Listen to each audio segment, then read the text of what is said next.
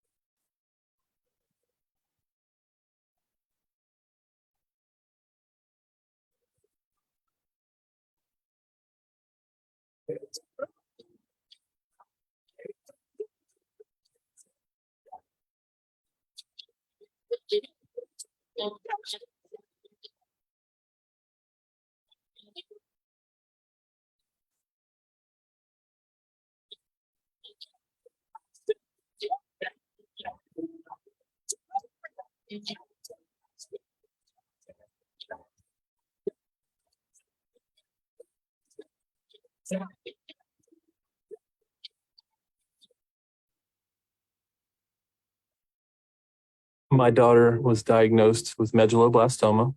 Lily lost the ability to walk, talk, and all of her motor functions. I wondered if I'd ever hear her say dad again. You can join the battle to save lives by becoming a St. Jude Partner in Hope for only $19 a month. I love St. Jude. They helped me get to where I could walk again, I could talk again, I could do everything I wanted again.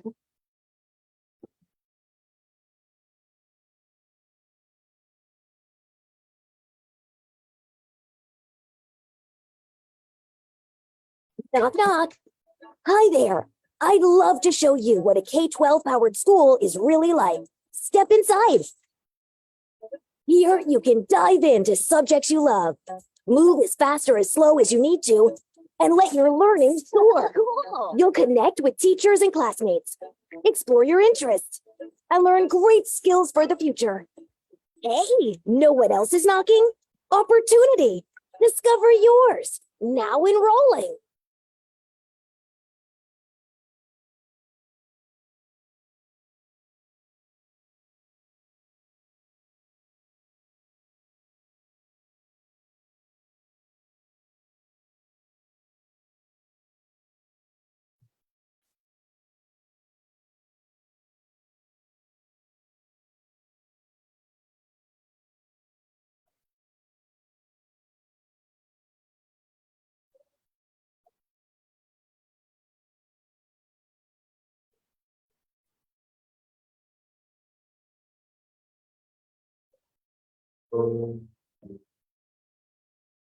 So you enter into this building. You brought your burdens, brought your pain. And a message for you today. That when you leave here, won't be the same.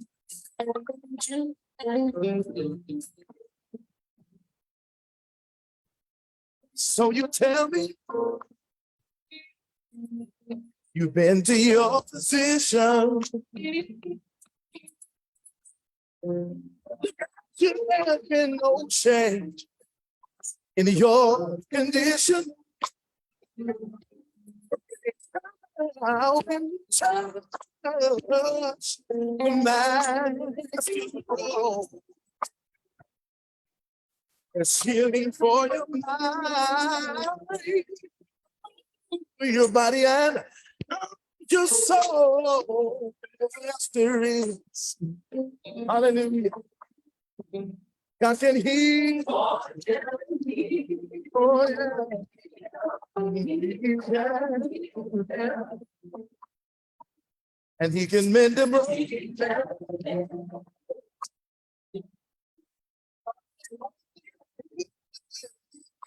Ah,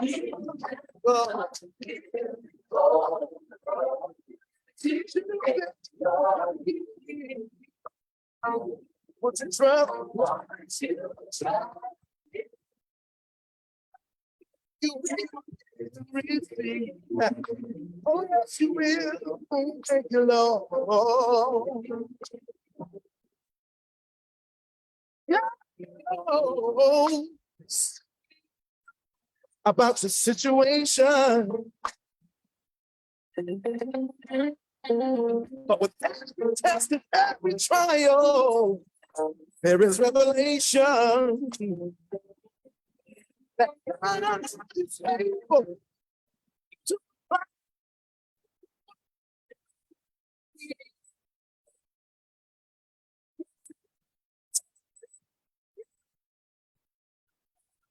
oh, you set free. Yes, He will. God, you promised me, said He would. I can hear. Yes, He can. And deliver, Lord.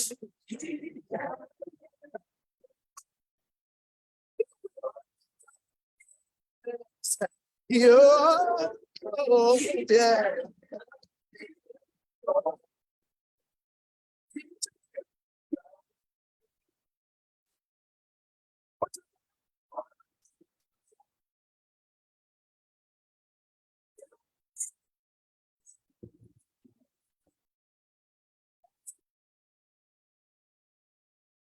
Yes, Lord.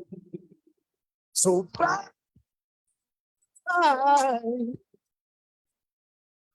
That you leave this building. One in here is that you'll have your healing. Oh, to feel your tell. Oh, what you have received. Hallelujah.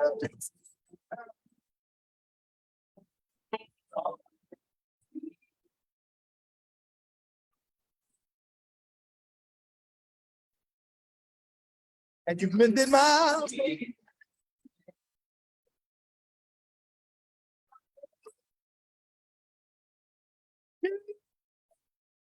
oh,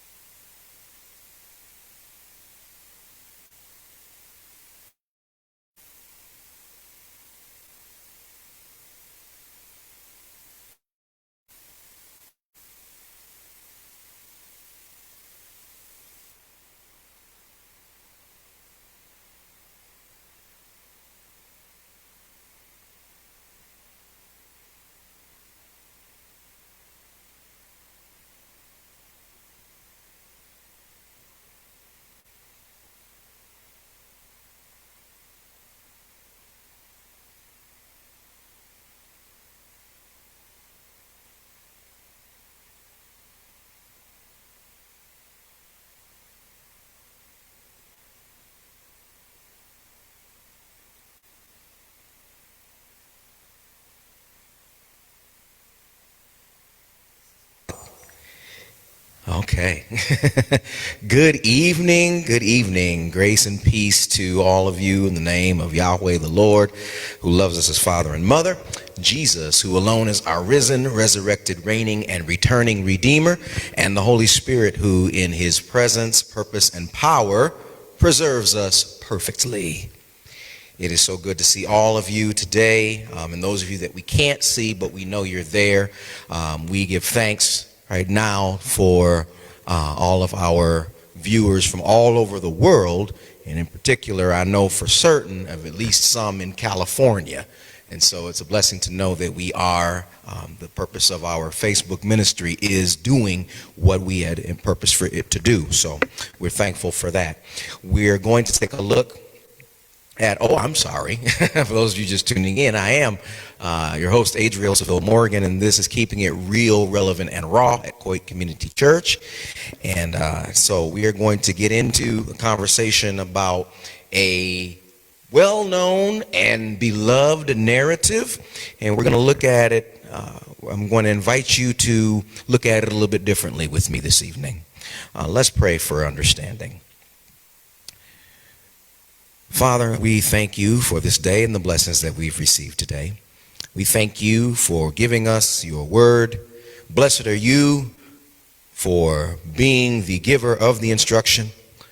And blessed are you for giving us your spirit that allows us to interpret and understand your instruction, that we can apply it to our everyday lives. Let the words of our mouth and the meditation of our heart be acceptable in your sight, Lord, our strength and our Redeemer. Amen. And so we're going to look at Genesis 4, and in particular, our friend Cain. We're going to look at Cain today. For no particular reason, it just came up. And I'm going to invite you to look at this a little bit differently than what we might typically look at, because I'm going to find out from those of you that are here, and then those of you, again, who are watching, feel free to type into the comments, why is Cain's offering rejected? Why is Cain's offering rejected in Genesis 4? What do we think? What have we been told? What have we been taught?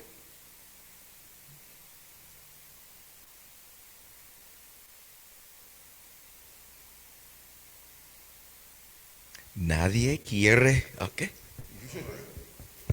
According to Hebrews 11, it had something to do with faith. By faith, Abel offered a more acceptable offering than Cain. So I would say there was something deficient or defective in his faith. Faith defective. Okay. Faith defective.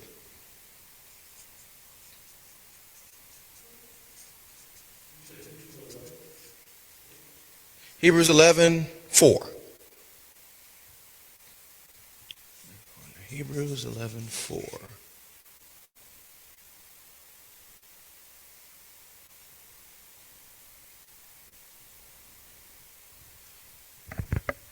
So he's faith defective. Because, and I will say this, we do need to look outside of Genesis 4 to understand why. Because if you just read Genesis 4, we don't appear to be given any reason.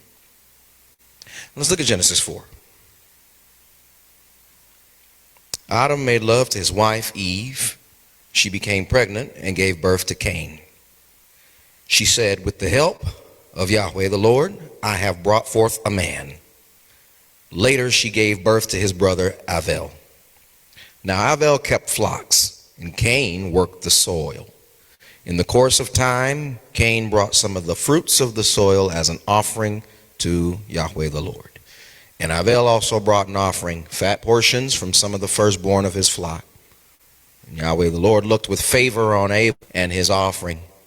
But on Cain and his offering he did not look with favor, So Cain was very angry, and his face was downcast. I'm gonna stop right there for a minute.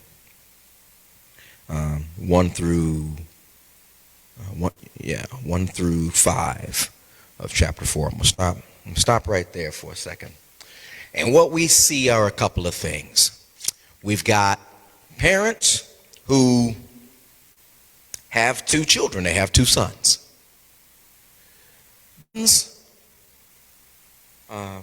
Take up different career paths. Adriel takes up the career path of a shepherd, and Cain takes up the career path of a farmer, vine dresser. They both give an offering, and we're told by the narrator that the offering is not accepted, is not shown favor. It says there's no favor shown to the offering of Cain. So typically what we hear and what's taught, and you can actually see commentaries, and there's some books that actually do teach one of these 2 things, that the offering is rejected because it's from the ground instead of from a blood sacrifice. That's not true. That's not true. There's no reason for that to be believed, but what I will tell you why that tends to be what some people would say. Because we understand, if you look in earlier chapters of Genesis, that the ground has been cursed. Right? Genesis 3:19. The ground has been cursed. So what they would argue is if the ground is cursed, that's why Yahweh does not look upon something from the ground with favor. There's some gaps in that argument, of course, that the livestock come from the ground. So we can't say that. We can't exactly say that. And the other thing that we can't say is, again, because it doesn't give that reasoning. There's another reason that tends to be given. This is one that gains a little bit more traction. It says that he's not looked upon favorably because Cain gives some, Abel gives the first. You see that? Yeah. Verse 3, in the course of time, Cain brought some of the fruits of the soil, for Abel also brought an offering. Now, I'm going to go back to the previous conjecture that was made. The other thing that tells us that it can't be because it comes from the ground is because in Leviticus, I'll actually say the word that is used here for offering right here in Genesis is the exact same word that's going to be used in Hebrew in Leviticus 1 when it says, now when you bring Yahweh a grain offering, it's the same word. So clearly, because remember, Leviticus is all about how to present yourself as holy when you enter into the presence of Yahweh. So he's giving instructions about when you bring this type of offering, this is how you do it. So clearly he accepts an offering from the ground. So that cannot be, just to go back to that first conjecture, it can't be that one. Now, I have some issues with this one as well, that he doesn't give the best. One might argue that for him to be a vine dresser, if he's not giving the best, he wouldn't be giving fruit. Fruit in the Bible is synonymous with abundance. It's synonymous with good productivity, unless of course it's bad fruit. But the bottom line is it's productivity. Fruit is synonymous with that. So I can't exactly because I feel like it would more than likely say either bad fruit, because the Bible is very clear whenever there's bad fruit. It uses the word bad fruit. Furthermore, the Bible is very clear when it talks about separating the wheat from the chaff in the New Testament. So why would it not be clear here if there's an issue with the fruit? All right. So now that I've confused you, as I tend to like to do, I'm going to bring it back. I'm going to bring it back to you and put it where it needs to be here. And so,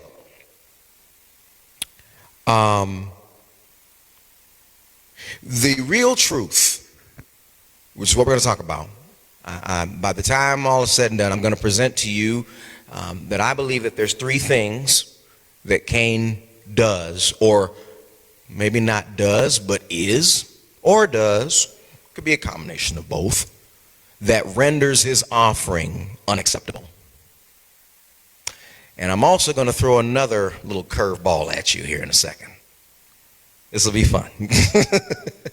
So first and foremost, as usual, there's something to be said about being able to see into the text beyond just looking at the words.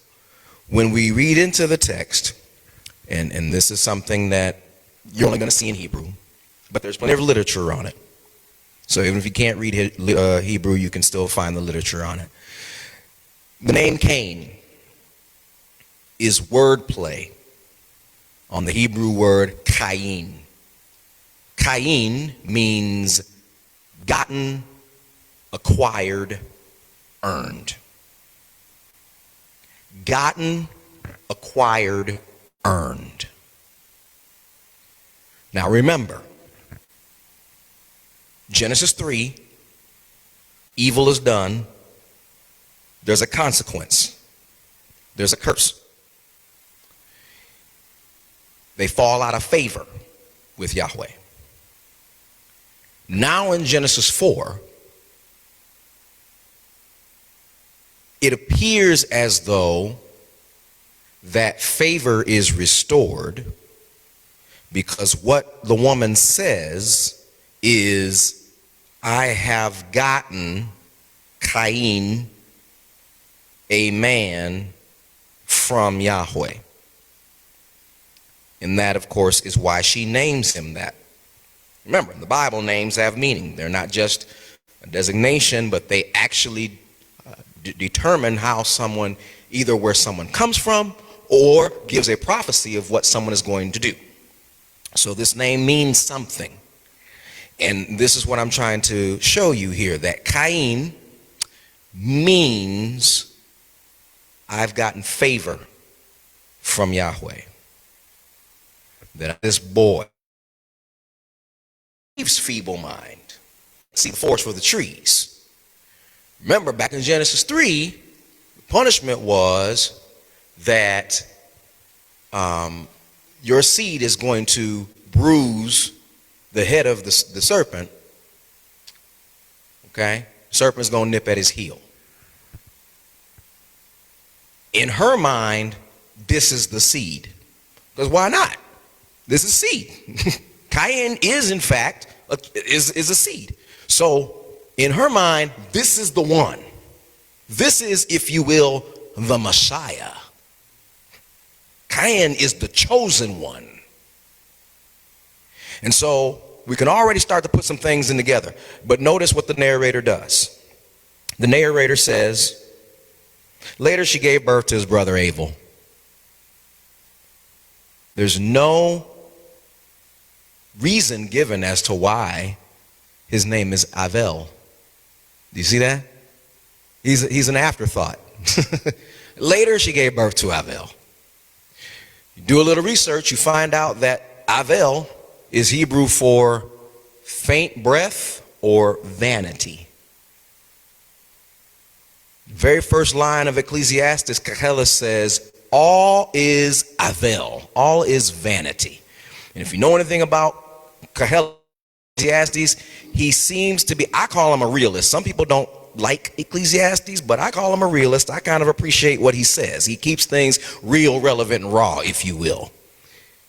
And he says, nothing is new under the sun. Everything you see here is going to vanish. It's going to be a faint breath. That's the word Avil. So, let's start just at the names.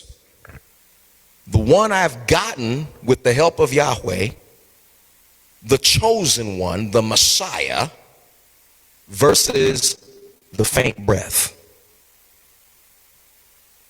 What do you think's happening in that household? There's some pride. What else do you? Favoritism. That's what I was looking for. There's favoritism. When you look right there, you can already see that there's some favoritism in the household. Cain gets favor all the time from his parents. Avil, well, he's allowed to live. He's allowed to exist. I'm sure he gets fed, but he doesn't get the choicest of those things. Avil might be, we don't know for sure, but he might be an accident.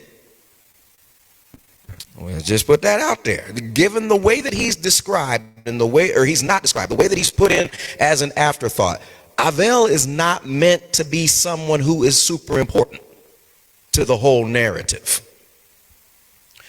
So we need to look at this, and we also understand not only is there favoritism because due to the name thing, but also remember that in the ancient Near Eastern, there's the law of primogeniture. Big fancy word. Let me explain it.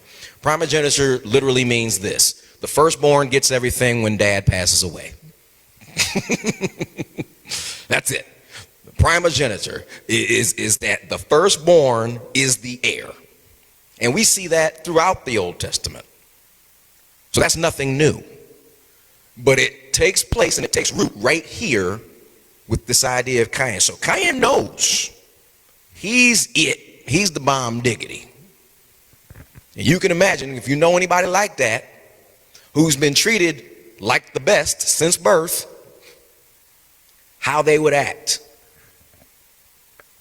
I was going to say, you'll probably get to this, but that also seems to be why verse 2 is worded the way it is, right? I mean, it's like, I have brought forth a son, and later on, moving right on. Yeah, right. Yep, because he's a faint breath. He's a faint breath. And so, here's this thing. Now, as we go from there, we see that there is a sense that farmers are thought to be better than shepherds in this time. Why? Well, because, again, the curse was cast. Even though the curse was cast, it said, you're going to eat by the sweat of your brow as you till the land. But the land is going to be tough for you to till, of course. Now, this appears to be, what's interesting about this is that even though Yahweh has already spoken to the man and the woman, he's speaking to them again, and this is how it seems to be, which would lead them, for whatever reason, to believe that the farmer is better than the shepherd. Because even though the shepherd was the first command, because the first command was have dominion over all the animals, way back in Genesis 1. But for whatever reason, now Cain is doing the Genesis 3 profession rather than the Genesis 1 profession. But even those, let me still say this, it doesn't change anything about their professions, and what they're doing is not what's at issue here. It has nothing to do with anything. But, except for this, I will say this, that Cain and his parents seem to think that they're in the right, and that Cain is holier because he's doing what apparently has been told to them. Let me see if I can make sense of this. In their eyes, Cain is doing exactly what has been commanded of him, because he wasn't around to be commanded to take dominion over the earth. nor was he around to command either. But this is what I'm getting at. If you read carefully, they've taken one thing that Yahweh has said, and they've made an entire theology out of it. We don't know anybody like that. We don't know any churches like that. The Bible is 66 books long. Several of those books have a lot of chapters. And we have people who will look at one verse or two verses and try to create a theology and try to claim that they know Yahweh and how he is and what he appreciates and what he doesn't appreciate based on one or two verses. And I think that what we're learning here and what we're going to learn by the end of this, I'm going to tell you, you can't do that. You want to know, you know, it's the same thing, because this is the day and age that we live in. That's like me going to your Facebook page when you have had a bad day and reading your post from your bad day and saying, ooh, this individual right here. But not taking the time to scroll through your timeline and see all of the times that you have posted about how good Yahweh is to you, and see you interacting with your family and interacting with your friends in such a positive light, and determining based on one post. You know, people do that. And I think we're seeing right here, by the time we get done with this, we're going to tell that Cain and Cain's parents tried to get Yahweh wrapped up in one verse. And they messed up when they did that. Because what they did was they established that it was an act that was going to save Cain. They have established works-based religion at this point. So Cain eats by the sweat of his brow, according to the way that the post-curse world says, of course. But at the end of the day, don't miss this, both of them produce. Cain has fruit. Avil has livestock. Produce. At the end of the day, it says in the course of time. So in due time is what Paul would say in Galatians 6. In due season, they both yielded from their profession. What does this mean for us? It means that in the process of time, it happens because he makes it happen. It doesn't happen because of the job that I chose. It doesn't happen because of who I know. It doesn't happen because of what I did. He chose to make it happen. And so what we see here is that in the process of time, Yahweh can make it happen for me,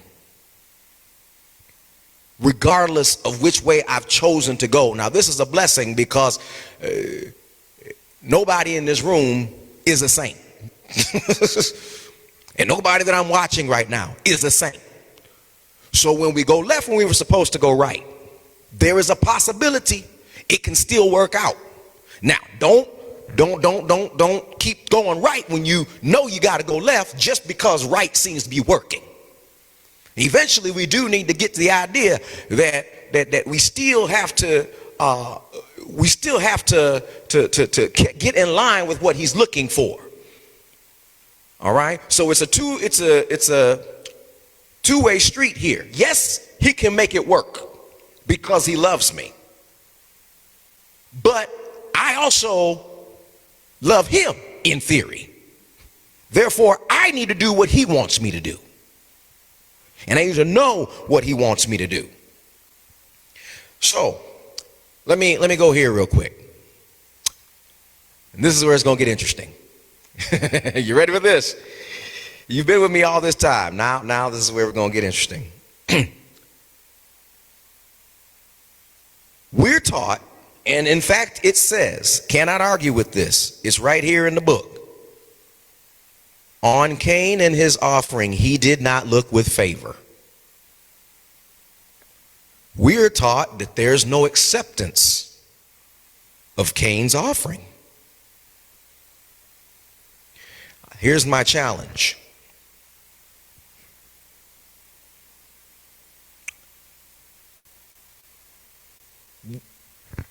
We have evidence of Yahweh speaking. And this is what, and I'm going to say this. Whenever possible, we need to default to first person speech by Yahweh himself or Jesus in order to really know who we're dealing with. And when we deal with that, when we go that route, he doesn't say, I accept, I don't. I want you to see that. He never says, I accept you, I don't accept you. The narrator says he didn't accept Cain, but he accepts Abel. The narrator is commenting about Cain's perception of the situation.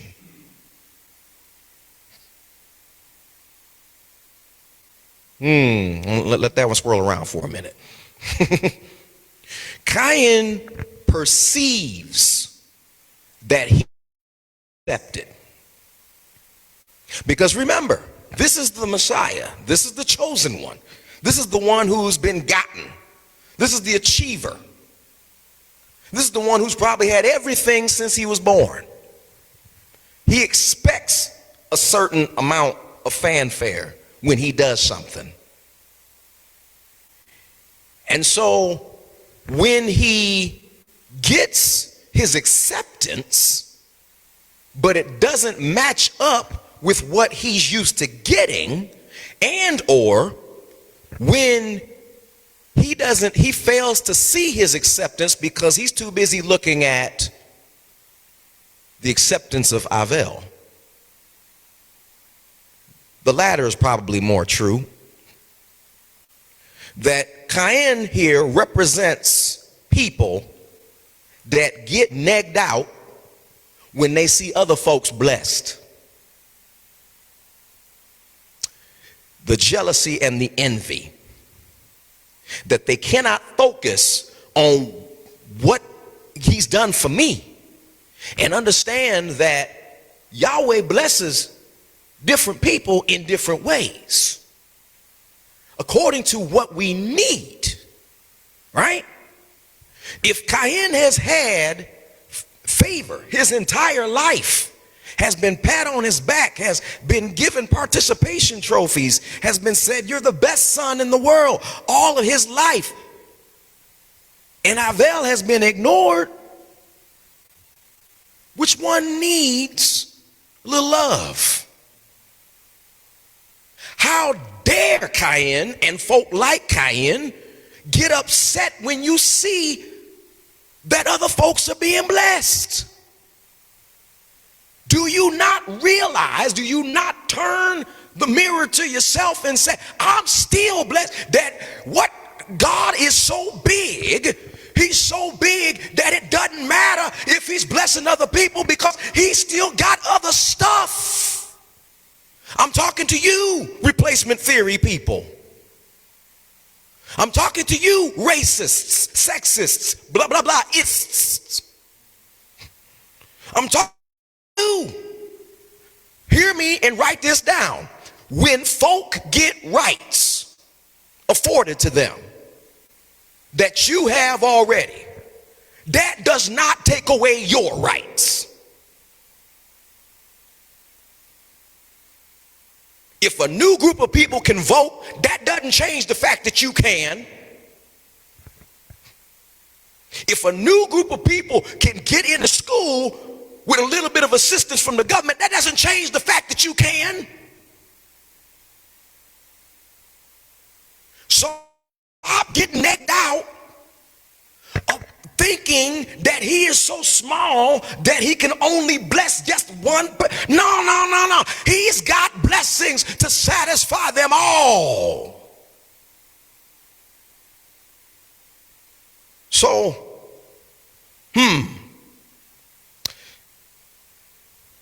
going to give you more evidence of my perception argument, because you're still not convinced.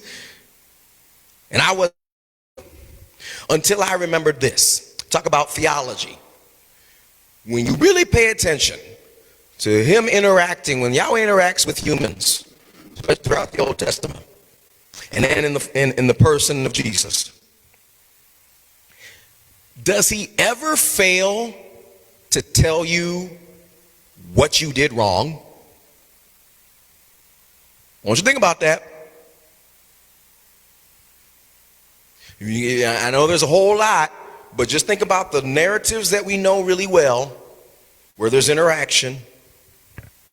I mean, if you want to, just flip back real quick to Genesis 3 and watch him interact with them when they've messed up. Doesn't he tell them what they did wrong? Isn't he very clear and direct? James says it this way: he's not double-minded. That's what that word means. He's very clear and direct and singular, laser-like focus when he talks to us. Except for the parables, that's a whole other thing. But even the parables are laser-like focus if you understand who he is. But that's a different conversation for another night. I only got a half hour left. Yeah, and Sunday morning with Pastor Greg. Yeah. Come on in for that. So if he always tells us what we did wrong, he doesn't seem to do that here. He says in verse 6, why are you angry? Why is your face downcast? That the issue that Yahweh takes with Cain is his response, his facial expression, not his gift, but the response to what he expected when he gave. And furthermore, him as a person, as we already talked about. Spoiler alert: pride, arrogance, because he was kind of imbued with that from the very beginning, because he was gotten and he was achieved and he was approved of by his parents. So this is the question to Cain that Yahweh gives. He doesn't say, hey, Cain, reevaluate your gift. He says, Cain, reevaluate your response. Reevaluate something that's broader than what you brought. Reevaluate the bringer. This is what we see. A couple of things. Go to Jude 11 real quick. Go to Jude 11. That's all the way towards the back. But if you start seeing four-headed monsters, you went just a little too far. Jude is one chapter, but it's got 25 verses. And so we want verse 11. And this is where we're going to see a mention of Cain. Woe to them being false teachers. If you read back a little earlier, they have taken the way of Cain. They have rushed for profit into Balaam's error. They've been destroyed in Korah's rebellion. All of those things you can find in the Hebrew Bible in the Old Testament. We're reading about Cain right now in Genesis. Balaam you can in Numbers, as well as Korah and Korah's rebellion. Numbers as well. Well, that doesn't tell us much. So Stay in that part of the Bible and go back to 1 John. So just keep going just a little bit to the left, just a little. If you see red letters, you've gone too far. 1 John, 3rd chapter, 12th verse. Do not be like Cain. Watch this. Who belonged to the evil one. Here's what I need you to see under belonged. Yes, that's possessive, but it's also, this is the thing about the genitive in Greek, is that it speaks of origin. So all of Cain's life, he's been evil. That's what John is saying here. His entire life, he was evil. And I'd say this then, his upbringing directly affected his outbringing. I'm going to say that again.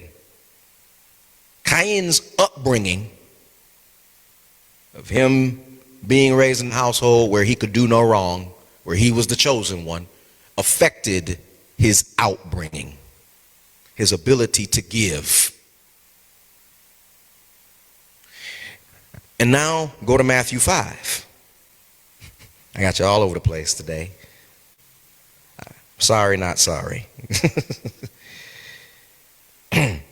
You may have seen this before. Matthew 5, 23 and 24.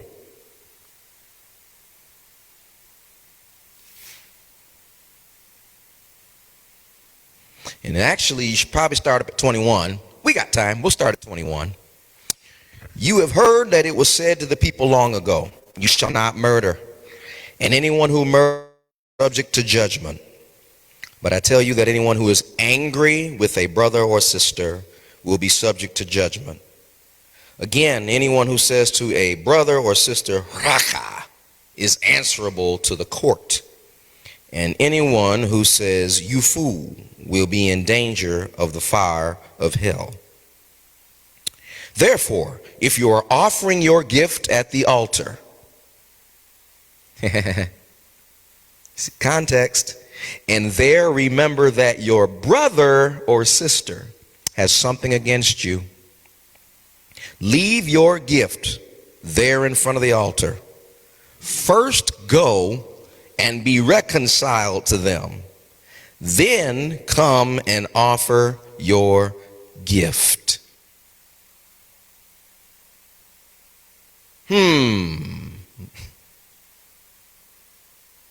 Cain has had an issue with Avil since Avil's birth. Cain has never addressed that issue with his little brother.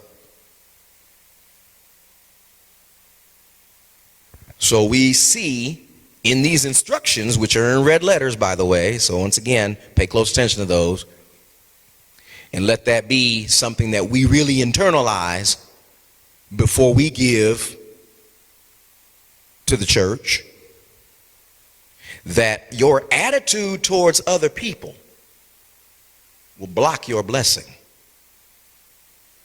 Your attitude towards other people will affect whether or not your offering is received with favor.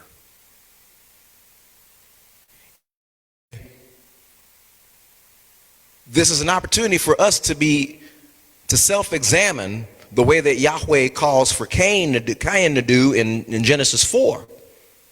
Check your face. That it's not a matter of, is my face, am I sad or am I frowning because I'm giving up money, as much as it is that there's something else that causes me to be angry that I should have dealt with before I tried to give this money, or whatever this is that I'm giving. And here it is. This is another big one to write down. At the end of the day, remember that we said that they try to develop a theology based on one verse, based on one thing that was said. Hey, by the sweat of your brow, you're going to eat bread, right? So you need to be a farmer. They tried to turn the approval and the salvation into an act, into works. That's called religion. That's called religion. Yahweh says, but you messed up the relationship. That you cannot have a true relationship with me if you can't have a good relationship with your own brother. That you cannot truly worship me correctly when you have a ought against your own brother. That's something for us to think about. Relationship is more important than religion.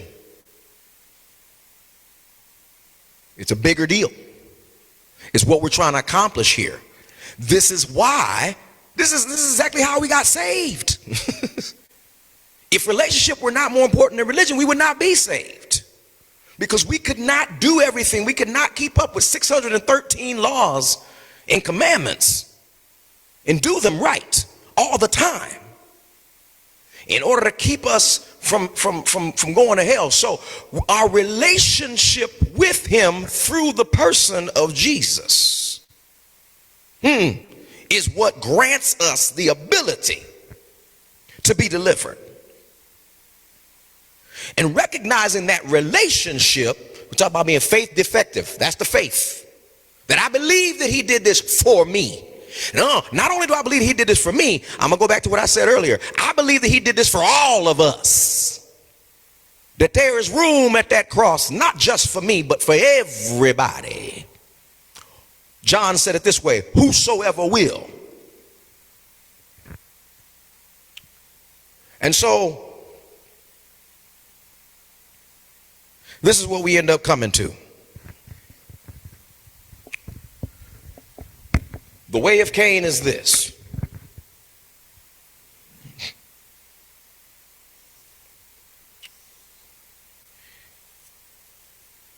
And this also goes back to Jude, what Jude says about false teachers. I'm going to call them,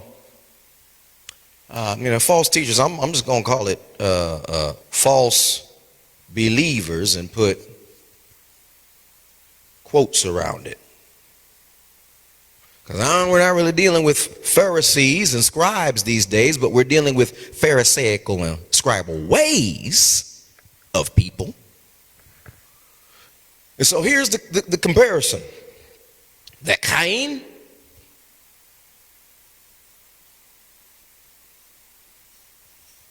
it's religion of ritual sacrifice.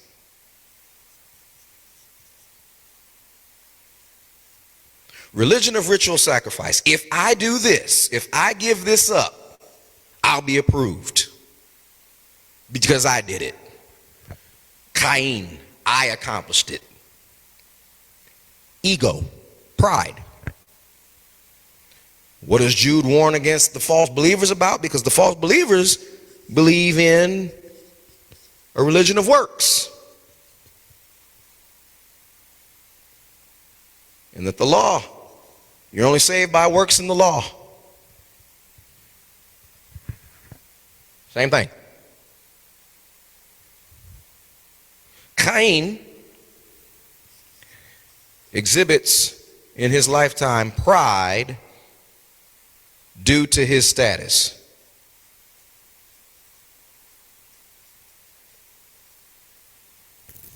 Again, that word is primogeniture. Between primogeniture and, of course, I'll also say Messiah complex. And don't miss, once again, that his Messiah complex was brought on by his parents. That we need to be careful. There's nothing wrong with being proud of our children. We're supposed to be proud of our children. We're supposed to love our children. We're supposed to speak positive words over our children's lives. But it is a sad parent that says, you did that, baby. You did that all by yourself.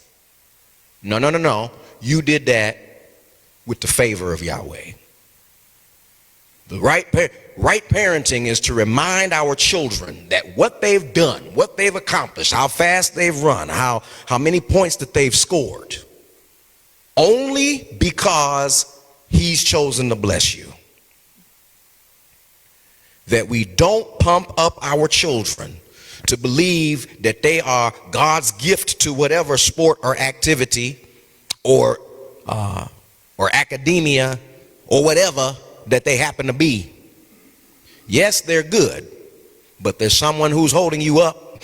There's someone who gave you that gift, and it's important that they know who that someone is. Again, relationship over religion. So pride due to status is what we have with Cain. What do you think we have with the false believers? What's their pride? Notice, believers is in quotes. So we're talking about church folk. What's their pride? The problem with prosperity gospel kind of pops into my mind when it comes to this, pride due to status. That's kind of what we can go there. We could talk about pride with prosperity gospel, or, and don't throw tomatoes at me,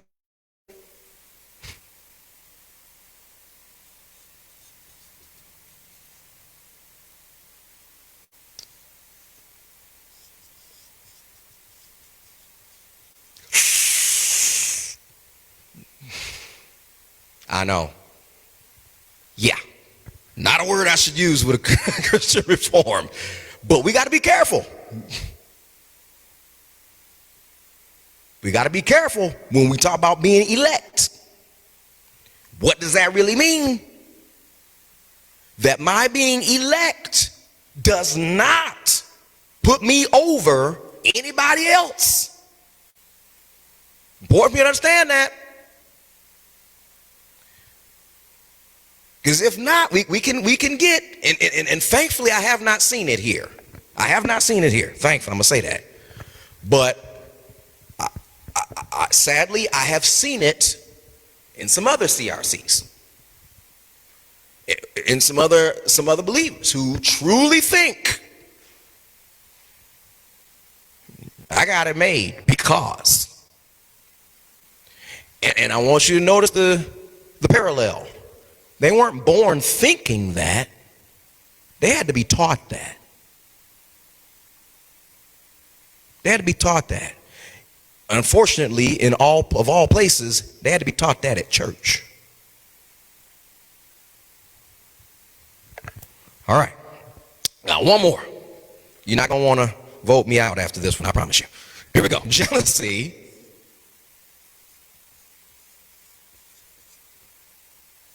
and hatred of his brother, a family.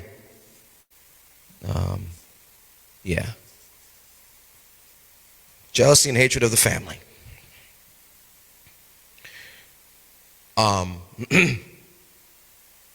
So the jealousy and the hatred of Avil, who's in his family. And you might say, why is it? Really, just because he's there. I mean, yeah, eventually when there's the perception, like we talked about, he perceives Avil being blessed. And for whatever reason, Avil being blessed means I'm not being blessed because I'm supposed to have it all because I'm the elect. This is a lot.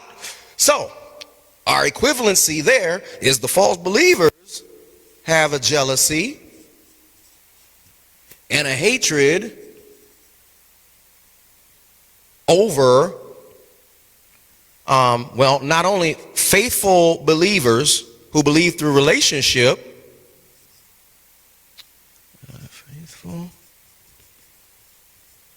but also,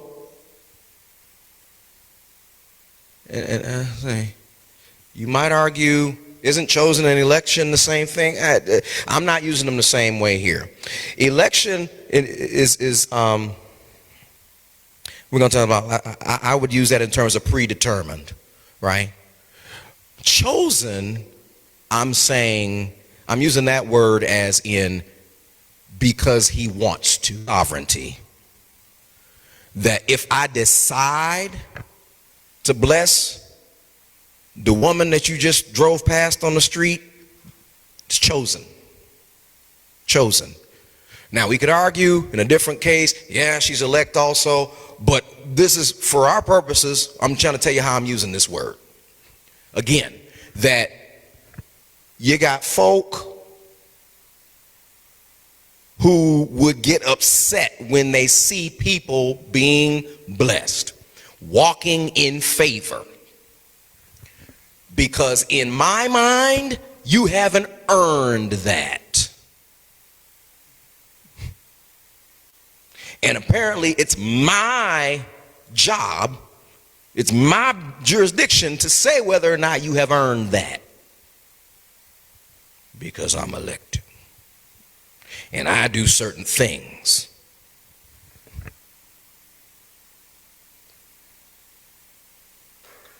So here's what the end of the lesson is this. 3 points that we can get from the Cain narrative. Let us not focus on what other people get, lest we lose and fail to see what we're getting. That I'm still getting blessings. That my blessings don't have to look like yours. That my blessings don't have to look like anybody else's. Because, as Paul said, according to what you need, he'll supply it. And there are some folk who need, as we've pointed out, that need things very differently than other folks. Not everybody needs wealth. Not everybody needs to be blessed with perfect health. That there's some folk who simply need to be blessed with somebody that looks at them and says, hey, I see you, I value you, and I love you as a child of God. Don't get mad when I hug somebody to value their humanity. I'm going to hug you too. That's what we do during the sharing of the peace. I'm going to, so there's a lot of it. And I think the perfect example of this one right here, is there was a movie back in the early 2000s, I think the 2000s, before the 2010s, called Head of State. Chris Rock is in it. And one of the things I remember from this movie is, so Chris Rock ends up being this long shot candidate for president. And he's going against a career politician. And the career politician signs off with God bless America and nobody else. That's his sign off all the time. So in the final debate that they have, Chris Rock's character says, no, not God bless America and nobody else. God bless America and everybody else. Because he's got the ability to do that and not cause me any lack in the process. So if we don't focus on what we're not getting, we'll see that we're getting something. And if we're really honest, if we're real ones, it's not stuff that I need. It's not a pat on the back that I need. All I really need is the assurance that I'm still in relationship with you. That's good enough. Second thing, let us not try to manipulate acceptance. Let us understand that my wads, my millions that I put in that pan do not buy me a relationship. The relationship that I have with Yahweh was bought by one thing and one thing only, and it's not green, it's red. blue when it was still inside his body, but that's a whole nother science thing that you can talk about another time. I don't have the ability to purchase my relationship. What he says to Cain when he says it, and again, in case you were wondering once again, how can I make that claim when the Bible says he didn't accept him? And so I'm going to say this again because I forgot to say it. The reason I'm claiming that this is a perception thing is because this is Yahweh speaking to him. Why are you angry? Why is your face downcast? If you do what's right, won't you be accepted? Whoa. Read the next part. He doesn't say, if you do wrong, you won't be accepted. He says, if you do not do what is right, whoa, now we're changing the whole thing. Sin is crouching at the door, waiting for you. In other words, this is an invitation to Cain to change his perception. Look, if you truly feel you've done right, notice I have accepted you. But right now, your mentality is messed up, and you're about to do something that is going to really make me upset with you. I accepted you because I chose to accept you. I accepted you because I created you. I accepted you because I love you, because I choose to show you favor, and I reign on the just and the unjust. And you just got to deal with that. Bottom line is I reign. And that's brings me to my very last point. Celebrate others' blessings. We don't want to be haters. Celebrate others' blessings. And understanding that, like the hymn says, while on others thou art calling, do not pass me by. That if I see others calling on you and you're answering them and you're blessing them, I'm just crazy enough to believe that you're going to get to me, then I'm next in line. I'm happy for them. I'm not going to hate on them because I'm next in line. And it takes a different type of mentality to really believe that.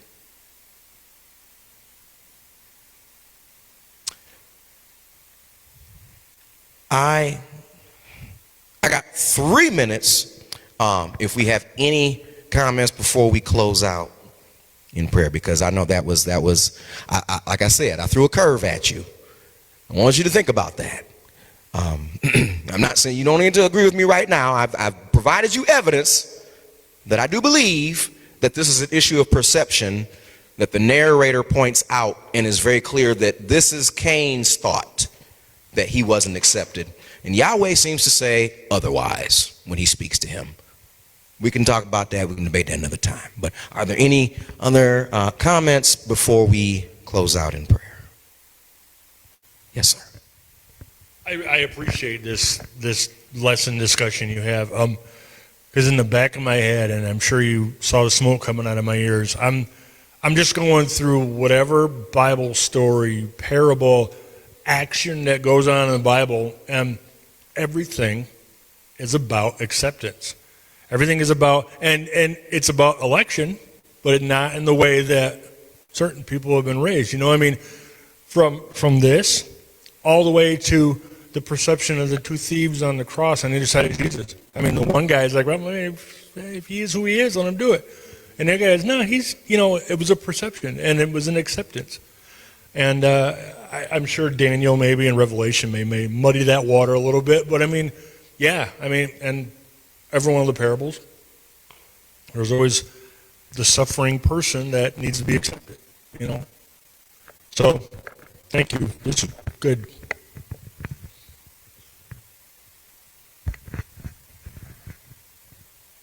Elder? Sir? Yeah. I look at that pride due to our election out there, and it surprised me to see it go up there, because I thought anybody who has pride due to their election does not understand it at all. We do not deserve it. It should be the opposite of pride. Humility, that God decided he wanted us. Absolutely. That's exactly the thought process, that ultimately that, we got the right conclusions here, and hopefully got the right conclusions at home as well. And we're so thankful that you joined in for another Keeping It Real, Relevant, and Raw this evening. If you're in the Grand Rapids area, we invite you to join us Sunday at 9 for FAST, our formation and spiritual training, is it? Transformation, with Pastor Greg at 9. And then we'll have our worship celebration following right after that at 10, right here at 600 Lafayette Northeast in Grand Rapids, Michigan, 49503. Until next time, we pray that Yahweh will bless you indeed and make his face to shine upon you and give you peace as you go forward to lift each other in prayer and lift him in praise.